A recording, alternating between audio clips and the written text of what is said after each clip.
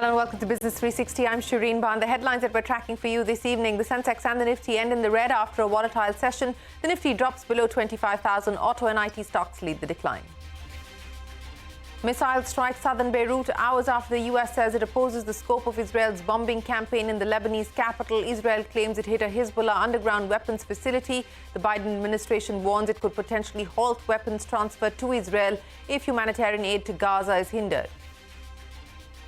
The Union Cabinet approves the hiking of minimum support prices for 6 Rabi crops by up to 9%. MSP for wheat is hiked by 150 rupees per quintal. The Cabinet also clears a 3% hike in dearness allowance for central government employees ahead of Diwali.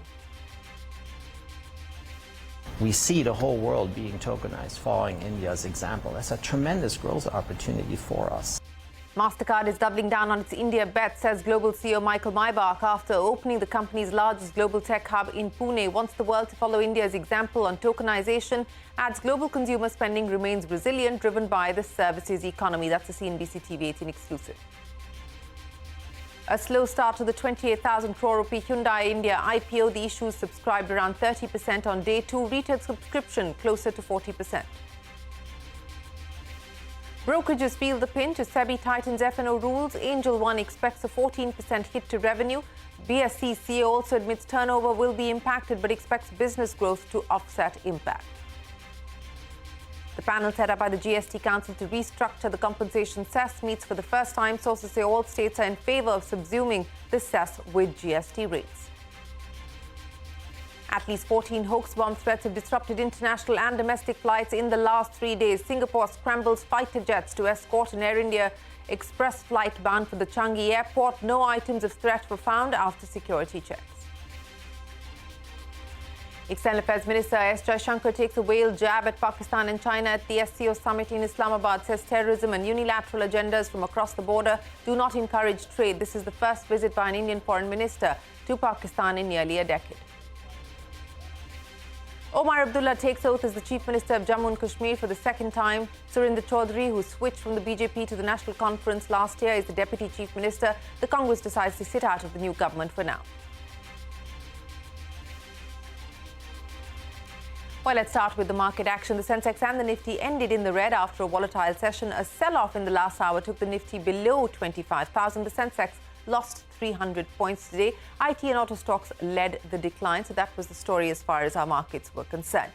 But the big global story that we continue to track, a roundup of the escalating tensions in West Asia, that is moving markets globally. Israeli missiles struck southern Beirut today. This is the first time Lebanon's capital has been pounded in nearly a week. Israel claims to have hit an underground warehouse used by Hezbollah to store weapons. The mayor of a Lebanese town was among those killed in this strike. Further, South Israel's offensive continues in Gaza. At least 17 Palestinians were killed in Israel fire near Jabalah that houses the largest number of displaced people. These attacks come following a warning issued by the US to Israel on failing humanitarian practices. The US has issued a 30-day deadline to Israel to improve the humanitarian aid into Gaza. US has threatened to withdraw arms transfer if it fails to do so. The first aid convoy in 2 weeks has reached northern Gaza today with fuel and cooking gas. Well, moving now to crude oil prices remain largely steady after a sharp fall in the last few days. Oil prices tumbled over 4% to a 2-week low yesterday after top oil-producing nations lowered the demand outlook. Tensions in the Middle East also adding to the uncertainty in the market. Meanwhile, gold prices have hit an all-time high on the MCX, raising in tandem with global prices. The fall in US Treasury yields provided a boost to the yellow metal. Festive buying ahead of Diwali and Dhanteras also pushing prices of both gold and silver higher in trade today. Now, the Union Cabinet has approved the minimum support price for 6 Rabi crops. The MSP for wheat has been hiked by 150 rupees per quintal. Manisha standing by with more. Manisha, take us through the impact. Well, yes, the announcement of the minimum support price is a big event in agriculture, especially ahead of the Rabi crop, which is 6 key major crops. And we have had the cabinet today approve MSP for all of these. Well, importantly, last year was the highest MSP hike that we saw since 2013-14. And this year has seen a build-up on that. The CACP had recommended 2 to 9% of an increase in MSP for the crops. And that's exactly within that range is what we've seen the numbers come in as well. Well, remember, the Rabi crops are sown between November November to December, and the harvest starts from March onwards. So ahead of that, this is very timely when the MSP has been announced. So the 6 major crops really are wheat, which did see near record production in the previous year, and we have seen 150 rupees per quintal of an MSP hike into this one. The other one is mustard, which also, by the way, is 40% of the overall edible oil production within India. So an important crop in that sense. And we've seen 300 rupees per quintal of a jump up on this one as well. The other one is chana. Again, 50 to 60% of overall pulses production in India. Chana is a large part of this. And we've seen a good significant 210 rupees per quintal of a hike into this one as well. Lentils have seen 275 rupees per quintal of a hike. Barley, a smaller 130. And then there is also safflower, which it's not produced very highly or very in huge quantities in India. But we've seen an MSP hike of 140 into this one as well. So when you look at all of those numbers, the max or the best of hikes clearly have come in for mustard, chana, and in some sense lentils as well. This is where the government has come out with various measures as well in sense of self-sufficiency. Imports into these categories and sectors are on the higher side. So the government's push in sense of MSP hike clearly can be seen into this one as well. The industry going forward also says that while the production may increase because of this, but productivity rise is something that the street really awaits when it comes to many of these agricultural crops. Manisha, many thanks. Now, the Union Cabinet has also approved a 3% hike in DNS allowance for central government employees just ahead of Diwali. The proposed increase will raise the DA to 53% and will be effective from July. Now, this means that employees will receive arrears for July, August and September. The change is expected to benefit 1 crore central government employees and pensioners. A panel of state ministers tasked with evaluating the future of the GST compensation cess held its first meeting today. Now, the levy, which was introduced when the GST regime came into force in order to compensate states for the revenue shortfall, comes to an end. And what could the way forward be? Well, that meeting took place today to discuss and deliberate on that. Take a look. देखिए GST compensation का जो date fix था हाँ जी वो समाप्त होने वाला है हाँ जी उसकी विचार करना था कि उसके आगे फिर क्या करना है हाँ सभी स्टेट के लोगों ने अपने अपने विचार को रखे हैं हाँ अब उसके आगे पहली मीटिंग थी ये हाँ और इसके बाद लीगल पहलू अब विचार मीटिंग की बात नहीं सर फिर भी स्टेट्स का क्या अलग अलग विचार है अपने अपने विचार है Well, that was the Union Minister of State Pankaj Chaudhary post the GST meeting on compensation cess. Sources tell CNBC TV 18 all states in favour of subsuming the cess with GST rates. Timsy standing by now to take us through the details. Timsy, options on the table. Take us through what is being discussed. Nobody wants to give up revenue, so what could the way forward be? Well, the GST Council nominated group of ministers on compensation cess concluded their first meeting today under the chairmanship of Union Minister for State for Finance, Pankaj Chaudhary. This is a 10-member panel which was discussing how this levy of cess under the GST regime needs to be merged or subsumed or discontinued once it expires in March 2026. Sources told us that all the states demanded that the cess should be merged in the GST rates post March 2026. It will now be deliberated further in the next meeting and the upcoming meetings that how this needs to be done. In the transition, states have cautioned the group of ministers that during the 7th GST Council meeting, then Chairman of the Council, Arun Jaitley, had committed to the states that once the cess expires, it will be subsumed under the GST rates. And UP specifically reminded the group of ministers of this commitment and wanted the group of ministers and the Council to honour it. Also, states suggested that no new goods should be added under the cess category or the category of sin goods and demerit goods on which cess is currently being levied. States also suggested that cess should be subsumed in the GST rates so that the collections are equally divided in the future also between the states and the centre, which is going to help states recover their revenue position. Apart from that, something to be noted that the 40,000 balance after the payment of the back-to-back loans, which is likely to end in January 2026, that needs to be equally shared. That was another demand by the states, something that we'll have to wait and watch for as to what happens once the group of ministers submits its final report. The deadline is December this year. Back to you. All right, Timsy, many thanks. On to a CNBC TV 18 exclusive. Mastercard is doubling down on India, according to the company's CEO, Michael Maybach. Speaking to me earlier today, Maybach said he sees the world following India's example on tokenization for online transactions. He also highlighted the strong consumer spending globally, driven by the services economy. Take a look. We said, okay, we're going to double down here because we have the talent, we have the scale aspect, and we have this aspect of, coming back to the culture point that I made earlier, the ingenuity is just really strong here. So puts us in a position to do that, and we feel very welcome because for 40 years now, there's a strong partnership with the government here, with the fintech sector. So for all of those reasons, I can go on. But we made a decision, and it's a commitment to India, but it's also a commitment to innovation.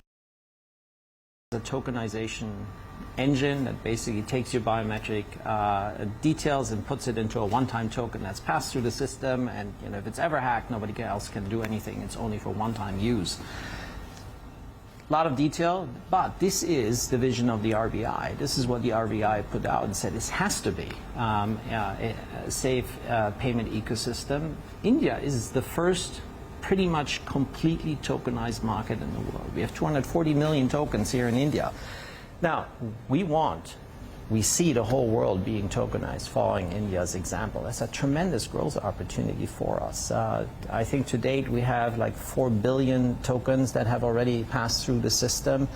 And if this expands for the whole world, that's an opportunity for Mastercard and also a responsibility for Mastercard to make the whole ecosystem safer. Travel, very strong this summer.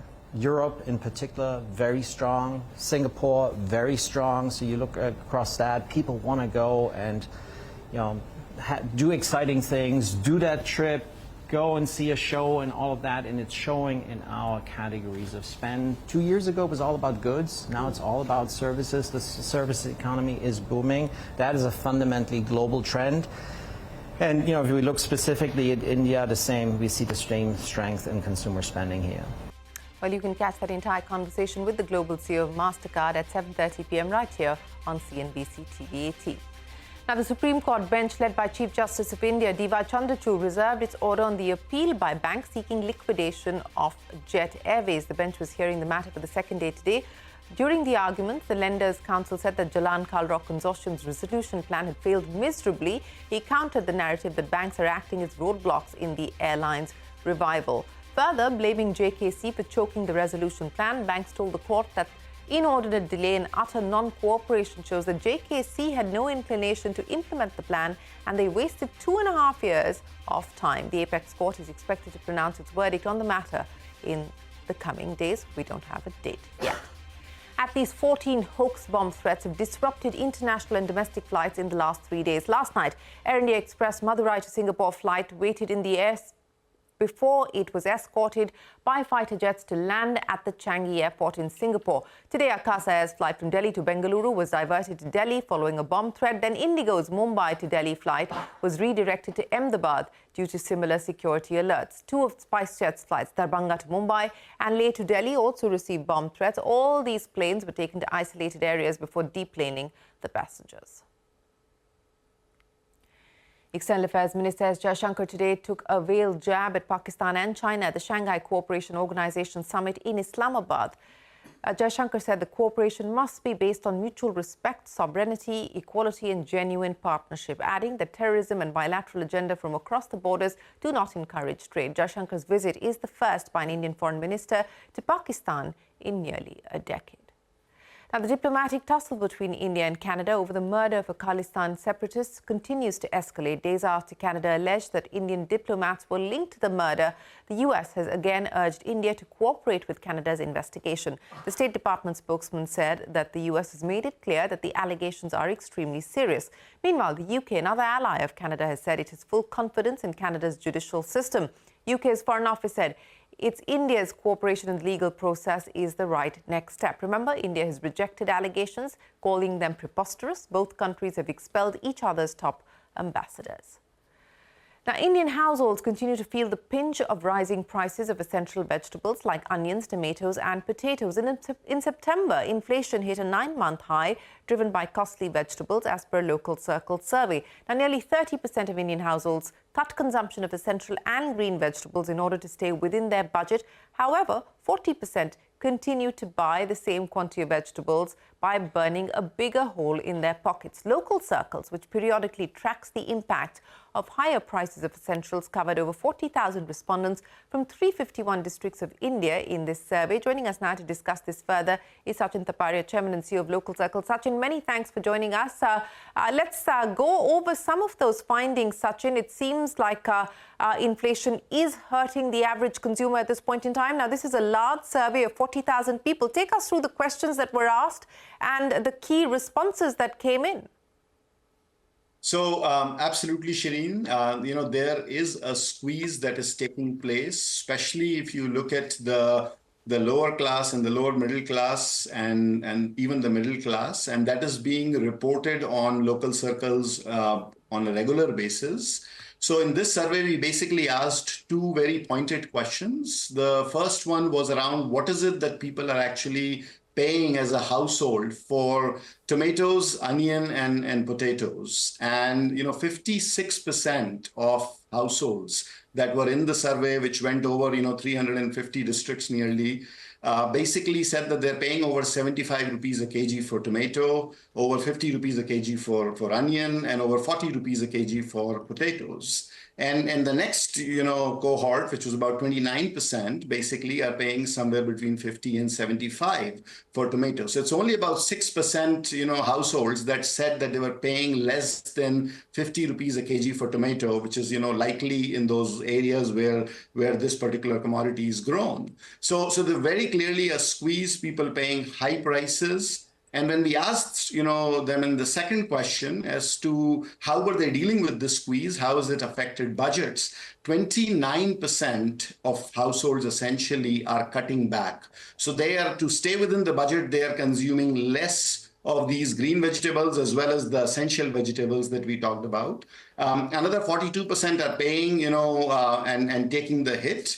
And then the remaining 29% are actually buying better. So if they were, let's say buying on a quick commerce platform, they are probably buying at a store or at an e-commerce platform. If they were buying on an e-commerce platform, they were likely now going into the market and buying these supplies. So very clearly, a squeeze and something that needs to be attended to. And this has been happening, literally every year come September, October.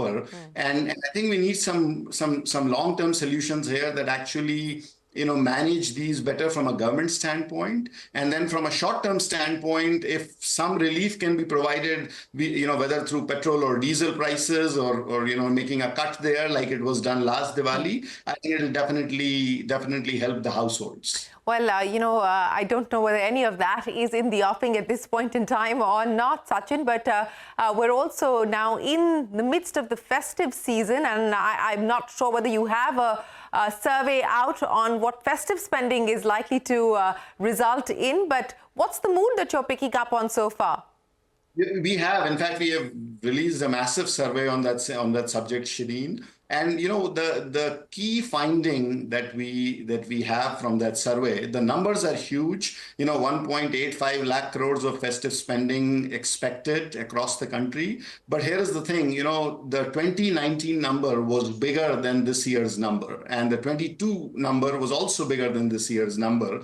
And this time we are seeing a very clear divide, Shireen, where almost it's 50-50. 50% of the households are going to be out and about spending. And, the another 50 essentially that's where the squeeze is, what we see in the 29% number of households cutting back. So that divide is becoming clearer and clearer. And I think that's something that the government has to, figure out ways of attending to. All right, Sachin, we will leave it there. Appreciate you joining us here on CNBC TV 18. That's Sachin Taparia of Local Circles.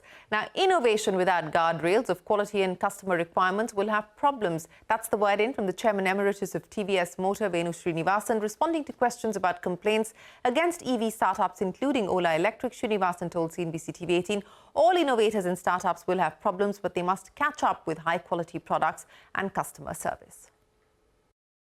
You have to plan for quality first and meeting customer requirement first. Innovation without those guardrails of quality and customer will have problems.